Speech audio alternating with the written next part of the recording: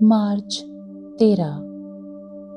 हमारे प्रतिदिन की रोटी मिनिस्ट्रीज की ओर से आप सभी को नमस्कार। आज के हमारे संदेश का शीर्षक है संकट की पुकार, मैट लुकास की ओर से। और आज के पवित्र शास्त्र का भाग है भजन संहिता 118 1 से लेके 9 वचन तक। यहोवा का धन्यवाद करो क्योंकि वो भला है और उसकी करुणा सदा की है। इज़राइल कहे उसकी करुणा सदा की है। हारून का घराना कहे उसकी करुणा सदा की है।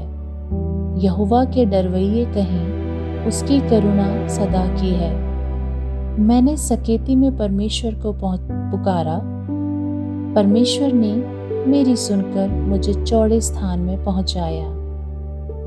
यहोवा मेरी ओर है, मैं ना डरूंगा, मनुष्य मेरा क्या कर सकता है। यहोवा मेरी ओर मेरे सहायकों में है, मैं अपने बैरियों पर दृष्टि कर संतुष्ट होऊंगा। यहोवा की शरण लेनी मनुष्य पर भरोसा रखने से उत्तम है। यहोवा की शरण लेनी प्रधानों पर भी भरोसा रखने से उत्तम है। मुख्य वचन भजन संहिता अध्याय 118 वचन 5।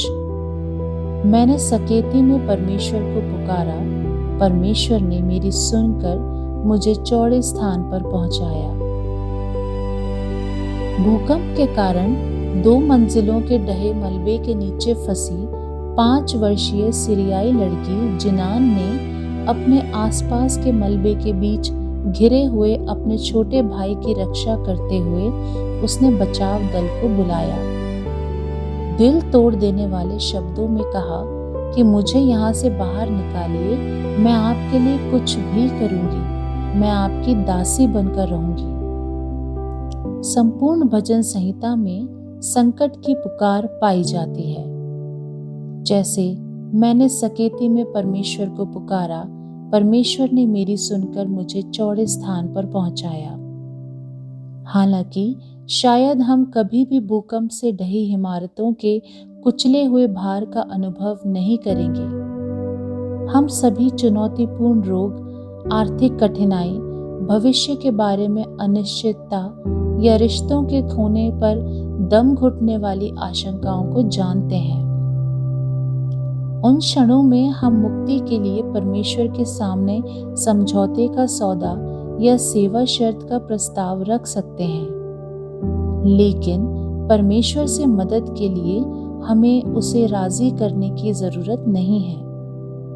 वो उत्तर देने का वादा करता है और हालांकि हम तुरंत अपनी स्थिति में राहत नहीं पाते हैं, फिर भी वो हमारी ओर से और हमारे साथ है। हमें मृत्यु सहित किसी भी अन्य खतरे से डरने की जरूरत नहीं है।